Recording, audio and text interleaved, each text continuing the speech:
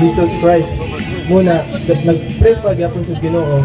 Okay, even if he was God in human form, kuan siya kanang ang amahan nahimong tao. Diba? Nagpakatao ang amahan, nahimo siyang tao. So wala na yung amahan, kaya nahimo mo siyang tao. Panalitan karon no. Ako Ibrahim. Unya naman ko'y gahom. Magpakairo ko. Ako si Ibrahim, tao, mahimo kong iro. Naningon man ko si Ibrahim, may alom dire. Wala na, nahimong iro, nidagan dito.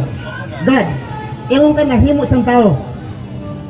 Ang Diyos nahimong tao, pangutana, ang Diyos nahimong tao, may Diyos pa, wala na. pagyapon. Nahimong siyang tao eh.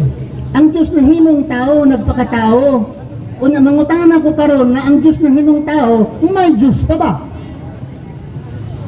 In that person, yes. Wala na. Jesus Christ is both mortal and immortal because He is God. I'm not asking mortal, immortal. Ingon ka, ang Diyos nagpakatao. Kung ang Diyos nahimong tao, mangutang ako kay nahimo man siyang tao, may Diyos pa ba? Wala na. Napagyapon. Napaghapon.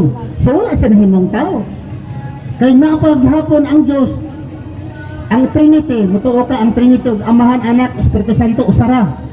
Usara ha? Di jud nagbulag. Usara. Gilansang ang anak, gilansang pud ang amahan, kay usara man sila. Di ko matubag anak, sir. Usara man kaha sila. Ang amahan, Espiritu Santo, usara man sila. Nga kay gilansang man ang anak, nalansang pud ang amahan. Sige, ako scholar sa Dili man, very simple ra man na. Very simple ra man na. Dili ka doktrina gud na nintuo ka, na wa ka kasabot. Sa gyud kay ang amahan ug anak. Nga namatay ra bang anak? Patay ka na. Kami yung manang uban, ang amahan, ang anak, Espiritu Santo, usara gud sila. Nagbulag, bulag-bulag sila. Dili ay usara gyud. Nga namatay man ang anak. Patay ka na. Wa na Dios. Oh, hindi mo to anak doon. Kay ang Trinity, kung tinuod ng Trinity na sa Biblia, wala may mabasa sa Biblia Trinity. Ang pinakaduol sa Trinity, 1 John chapter 5 verse 7. 1 John chapter 5 verse 7, pinakaduol sa Trinity. For there are three that bear record in heaven, the Father, the Word, and the Holy Ghost. And these three are one. Muna pinakaduol sa Trinity.